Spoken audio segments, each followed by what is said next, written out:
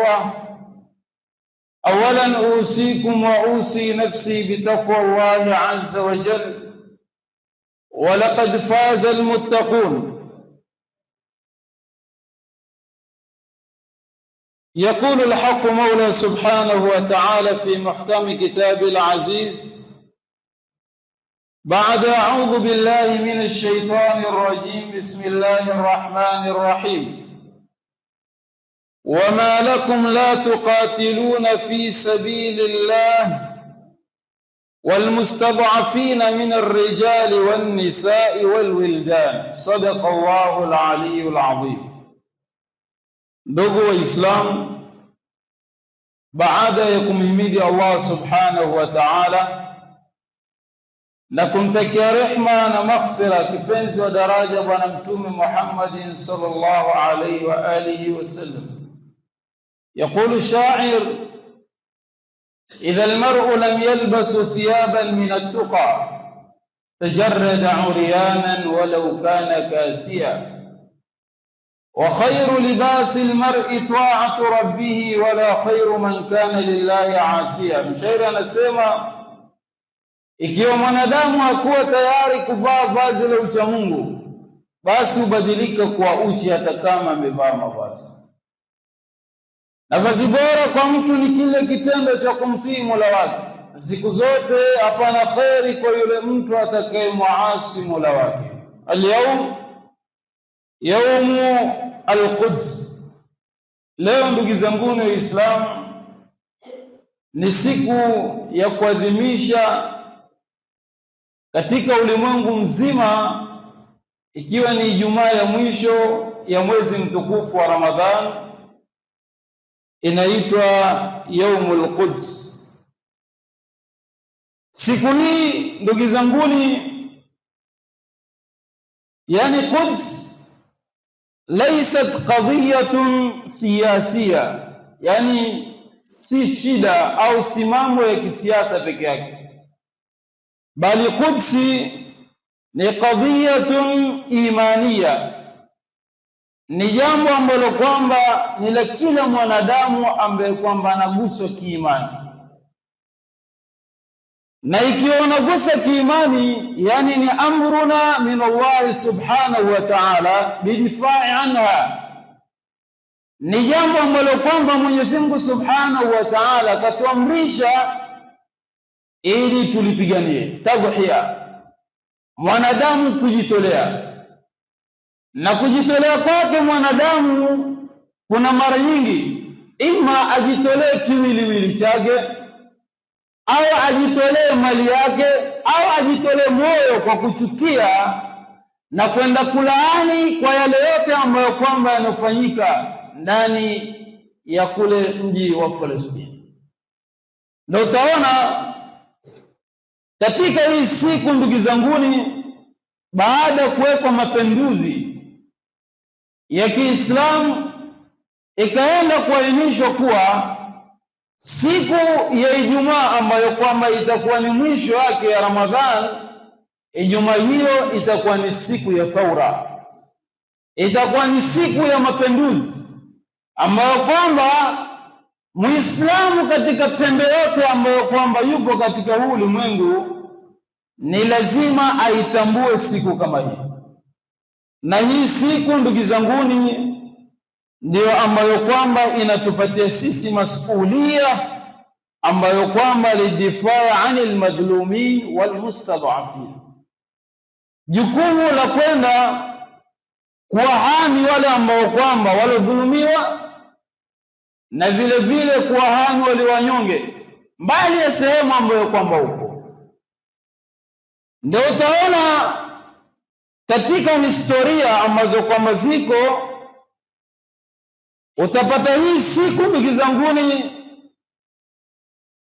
ni siku ambayo kwamba ilotukia katika ardhi ambayo kwamba si adia, si ardhi ya kawaida, bali hiya ardhul anbiya, bali lilitukia katika ardhi ya manabii, wa ardhur risalat, na ni ardhi ambayo kwamba walitumilizwa mitume ndani yake, wa ardhi alladhi waqia alaiha Isra wal Miraj, na ni ile ardhi ambayo kwamba tukio la Isra wal Mi'raj lililotukia. Ma huwa yawm al-Qudus?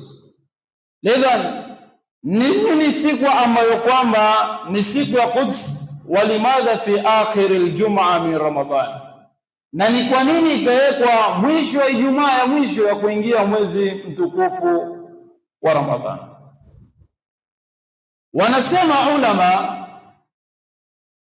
hadha al-yawm, hii siku ambayo kwamba tunaadhimisha, wa yawmun yuhyi fihi almuslimina qadiyatu alquds wa Palestina, ni siku ambayo kwamba watu wanaenda kuuisha kadhia ambayo kwamba iliyoko Quds na Palestina kwa ujumla, kwa jambo la kujaddiduna al-ahd lidifai an al-madhlumin, kwa sababu ya kwenda kurimiu lile jambo ambalo kwamba Waislamu walikuwa wanaenda kuwahami wale ambao kwamba waliodhulumiwa. Waqad ju'ilat fi akhir al-jum'a lianna Ramadhanan shahru jihad ar-ruhi wal-wa'i, na ikaenda kuwekwa katika mwezi mtukufu wa Ramadhan juma lake la mwisho, kwa sababu mwezi wa Ramadhani ni mwezi wa jihadi ya kiroho na kifikra. Walianna al-ummat, na vile vile kwa sababu ya umma, takunu fi a'la darajati iman, waumini wanakuwa na daraja kubwa, imani zao zinapanda, kama vile anavyosema al-imanu yazidu bit-ta'a wa yanqusu bil-ma'siyah, imani inazidi kwa wakati pale ukiwa unamtii Mwenyezi Mungu Subhanahu wa Ta'ala, na inatanguka ambapo kwamba pale wakati unaendelea kumaasi Allah Subhanahu wa Ta'ala.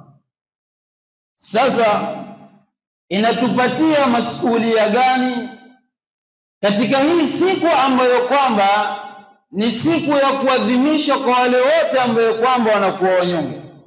Kwanza, mwanadamu anastahili atambue kuwa al-Quds ni qadhiyatun likulli muslimin, yani ni qadhiyatun kulliya, yani kama kusema kullu nafsin dha'iqatul maut, ni kama kusema kila nafsi itaonja mauti.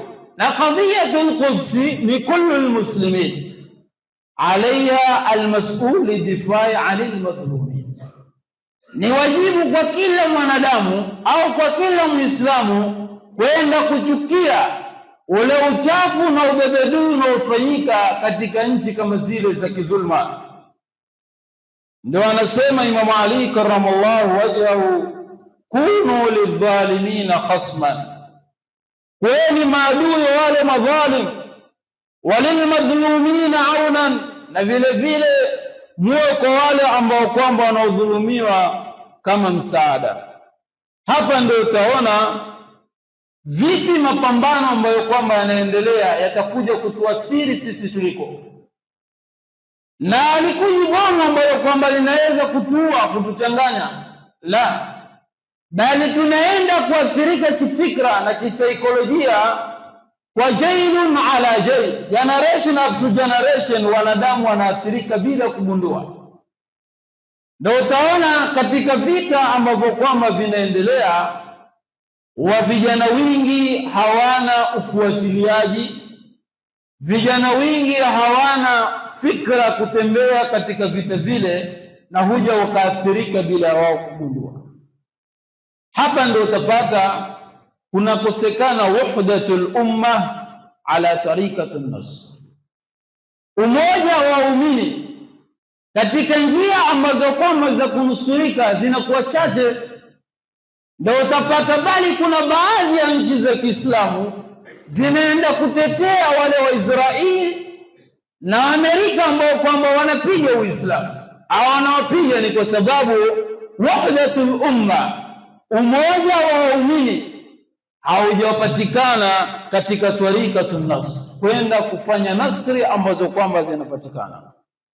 Ndio anasema Imam Jafar as-Sadiq, kunu lana zainan, anasema kweni mapambo kwetu, wala takunu alaina shaina, anasema msiwe mkawa aibu kwetu. Yani wakati nyinyi mnakuwa ni kuweni kama mapambo ambayo kwamba yanavutia, yananukia, na msije mkawa ni kama aibu ambazo kwamba mtaenda kutufikishia sisi kwetu. Ndio hizi aibu zinazopatikana.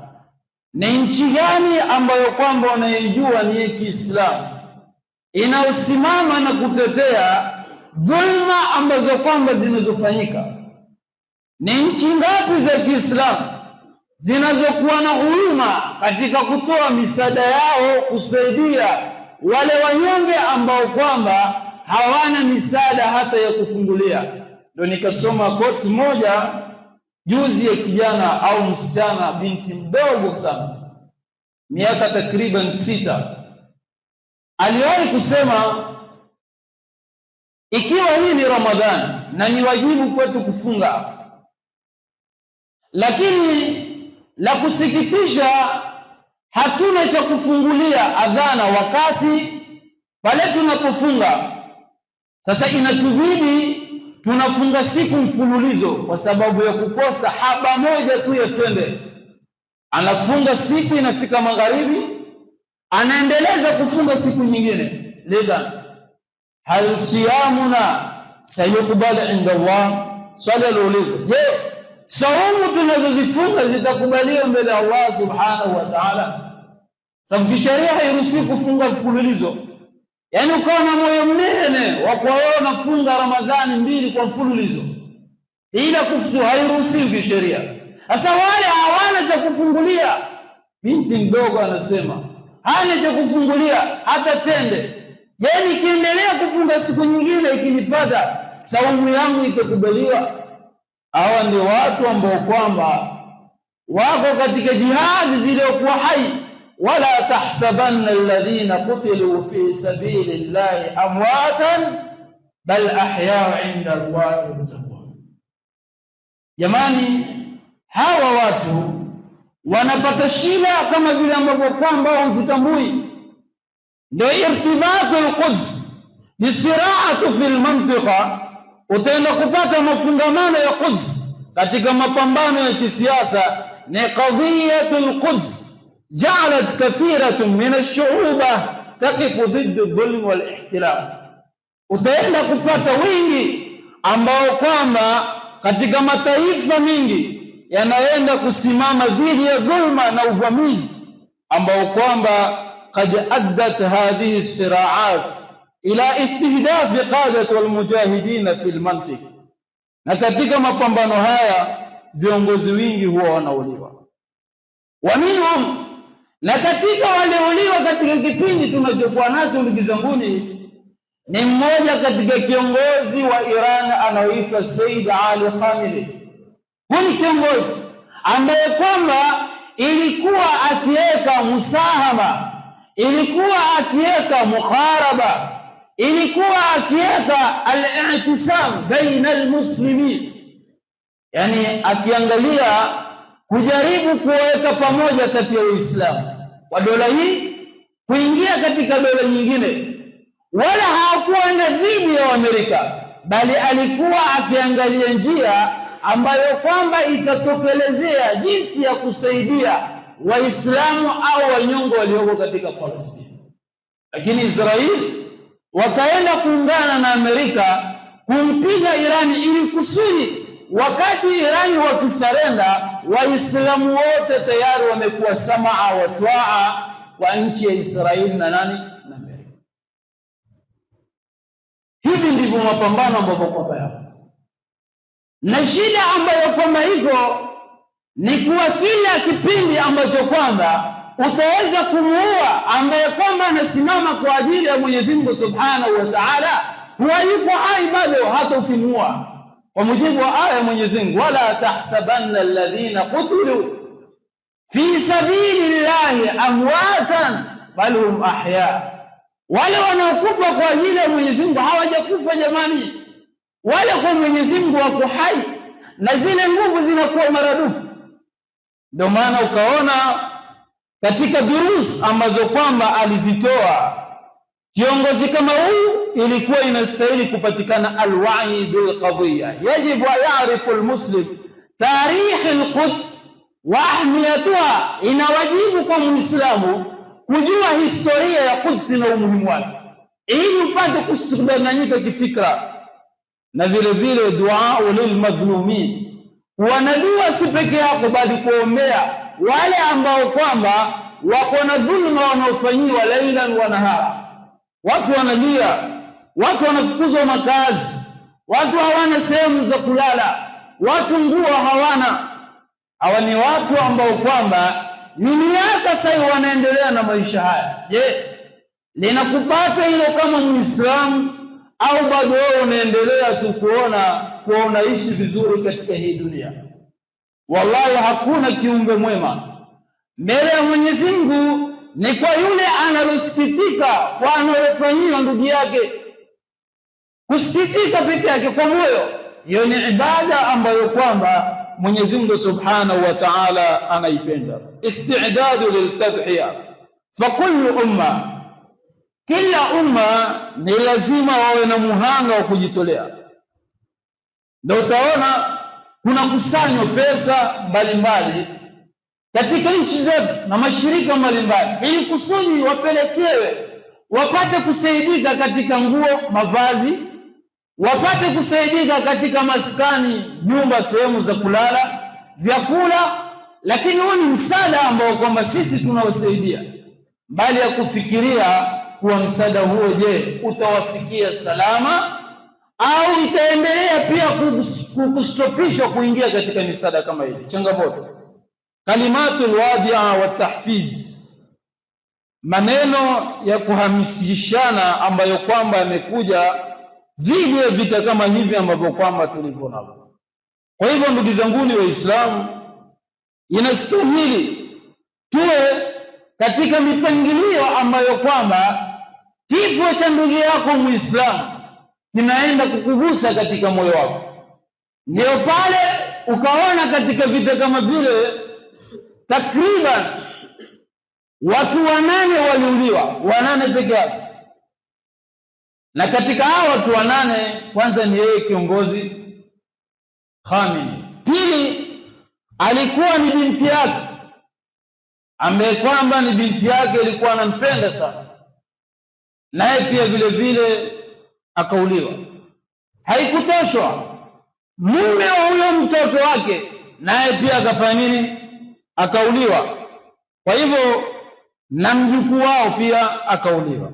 Na kuna baadhi ya riwayat zinazosema hata mke wake anaitwa Misura pia vile vile alikufa baadaye, yani baada wao kumalizika kwa majeruhi yale, naye pia akafanya nini? Akakufa. Mwisho ndugu zangu Waislamu, majeruhi yakaenda kumpata mtoto wake anaitwa Mushtaba. Mushtaba katika guruneti kama lile lilipopiga pale nyumbani kwao, likaenda kumjeruhi mikono yake pamoja na miguu yake. Lakini mbali ya hivyo Mwenyezi Mungu Subhanahu wa Ta'ala akamnusuru, na yeye ndio akachaguliwa ni kama kiongozi baada ya babake. Hapa ndio utaona na yasemekana sasa, yani huyu mtoto wake ndio alikuwa ni moto zaidi kuliko babake. Ndio nikawaambia, wakati ukiua kiumbe kinachopendekeza na Mwenyezi Mungu Subhanahu wa Ta'ala, Mwenyezi Mungu anakileta kiumbe kingine anachokipenda zaidi kuliko huyo. Yani huyo ndio atakuwa na zile tactic nyingi zaidi ambazo kwamba ilikuwa kifunzwa katika mafunzo kama yale. Ndugu zangu Waislamu, lakini baada ya tukio hilo mara moja wakaamua kurudisha, wakaenda kupiga sehemu mbalimbali ambazo kwamba ni sehemu za Israeli na zile base ambazo kwamba zinakuwa za Kiamerika katika sehemu za Bahrain, Qatar na Kuwait, zikaenda kupigwa kwa ajili ya kwenda kupatikana nusra katika ndugu zetu walioko Palestina. Lidha irtibati يوم القدس bishababi wa talab, yako wapi mafungamano ya hii siku ya Quds kulingana sisi vijana ambao kwamba tuko mashuleni. Kitu cha kwanza, ashabab hum mustaqbalul umma. Ni lazima utizame kuwa barobaro au shababu yoyote, huyo ndio ambaye kwamba ni mlengwa katika umma. Ukiwa wewe ni shabab, ujue wewe una mchango mkubwa katika umma unaokusaidia wakati uliko na wakati unaelekea. Una msaada mkubwa katika ficha ya mwanadamu. Ni kijana ambaye kwamba yeye ndio mlengwa, ndio atakayekuja kusaidia, ndio atakayekuja kutoa elimu ya mapambano kama yale. Idha taallama alshabab alqadhiyah mundu sigharihi, ukiwa wewe unamwelezea kijana hii kadhia Quds wakati akiwa mtoto, anasema fasayahmilunaha fi qulubihim, ataenda kubeba katika mioyo yao tawalu hayati, ataenda katika mwili wake mzima, itakuwa yeye maisha yake yote anaenda kutambua. Pili, tunajifunza katika hii kadhia ni alwahi yabda'u min almudaris. Fikra kutembea ni inaanza wakati wewe ukiwa unasoma, wakati wewe ukiwa uko katika masomo. Hapo ndio fikra ambayo kwamba huyu mtoto au kijana anastahili awe nayo, ili hiyo elimu iende kukupatia fikra zilizokuwa sahihi. Ndio anasema almadrasatu laysat makanan lililmi faqat, mashule si sehemu tu ya kufunzwa elimu, anasema bal makanu tarbiyati alwa'i walhawiya, ni sehemu ya mwanadamu kujitambua kifikra na kuangalia zile sehemu ambazo kwamba ziko. 4 au 3, ashabab quwwatu taghyir. Kijana ako na nguvu za mabadiliko. Wakati wewe unaona matukio kama haya, ni balil insanu ala nafsihi basira, na utambue nafsi yako. Hasibu anfusakum kabla an tuhasabu, ni utambue nafsi yako, ujihesabu nafsi yako kama hujahesabiwa. Jiangalie, je, yastahili nipate mapinduzi ya aina gani kwa maisha yangu? Mabadiliko ni kitu gani katika maisha yangu? Hapa ndio mwanadamu anayekuwa katika ashabab hum alladhina yasnauna taghyir fi tarikh al-umma. Vijana ndio wanabadilisha historia ya mataifa ambayo kwamba tuko nayo. Mwisho ni ad-difaa 'anil muqaddasat yabda bil ilm. Kuweka protection ya vitu kama hizi inaanza kuweka protection ya elimu yako, kujikinga na elimu, kuvaa vazi la elimu ambalo kwamba litaenda kukusaidia ndugu yangu kifikra, kwa sababu nyinyi ndio jailun qadas alqadim, ndio nyinyi ndio kizazi ambacho kwamba kinakuwa kitukufu mbele ya watu wote. Lidhan ayuha alikhwa, in alqadiyatu alquds tahtaju ila sabr wa thabat. Hii kadhia ya Quds inastahili kupatikana subra na ukakamavu zaidi, na vile vile subra ndio miftahu alfarj, ndio inafungua barabara. Wadama la taqtulu alqadhiyah bal tuhyiha, islamu zinazongawika hazieni kustopisha hii shida, bali inahuisha zaidi. Walihadha baqiyat alqadhiyah alquds yuhyi fi qulub almuslimin. Ndio maana hii kadhia ambayo kwamba tunaizungumza ndio ambayo kwamba inakuwa hai zaidi katika Waislamu wote. Ndugu zanguni, hii inastahili patikane huruma, kwa sababu bwana Mtume Muhammad sallallahu alaihi wa alihi wasallam anasema pale ukiona munkar ni falyughayyirhu biyadi, na ukataza munkar ule ndugu zanguni kwa mkono wako. Ndio utaona ndugu zetu wa Irani wanaenda kukanya ule munkar kwa mikono yao, kwa nguvu zao, na kwa vile vile kwa mali yao. Lakini Bwana Mtume anasema haitoshi kwa yeye peke yake, wa illam tastati, na ikiwa hauwezi kukanya kwa mkono, fabilisani, basi ulimi wako. Ndio hizi tunaongea, tunaelezana, tunajaribu kuelekezana wapi na vipi na kukemea mambo kama haya, ndio ili tukienda katika siku ya Kiyama tuwe masuhulia. Hatuna ambaye nyinyi mlikuwa mnayajua na hamuyaongee, nyinyi ilikuwa mnayafahamu na hamulekezi, nyinyi mlikuwa na elimu ya mambo hayo, lakini ilikuwa hamweki chachu katika mioyo ya watu, masuhulia.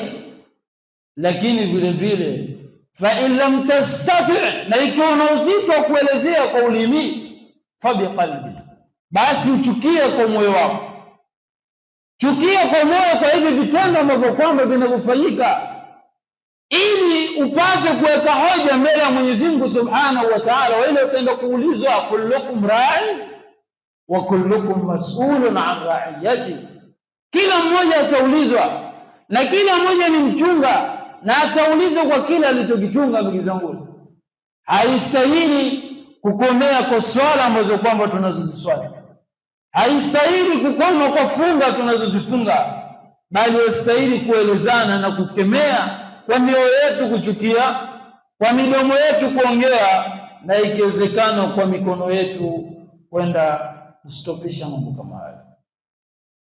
Katika siku hii tukufu, insha Allah Taala, Mwenyezi Mungu aibariki katika nchi ambazo kwamba zinazosimama na ndugu zetu wa Palestina, na vile vile Mwenyezi Mungu kwa baraka siku hii ya Ijumaa, kwa baraka ya siku ya mwezi mtukufu wa Ramadhani, na kwa baraka ya masiku haya matukufu ya Lailatul Qadri, basi Mwenyezi Mungu ajalie insha Allah Taala iwe wenye kukombolewa ndugu zetu wa Palestina, na wawe na maisha yaliyo mazuri ambayo kwamba ya kumridhisha Mwenyezi Mungu Subhanahu wa Ta'ala. Insha Allah Taala, tukimaliza swala baada ya uradi, tutakuwa na Fatiha maalum kwa ndugu zetu ambao kwamba waliotangulia mbele za haki, na kwa Waislamu wote kwa jumla. Nas'alullah al-auna wa tawfiq bima yuhibbu wa yarda, innahu waliyyu tawfiq wa bihi nasta'in, walhamdulillahi rabbil alamin.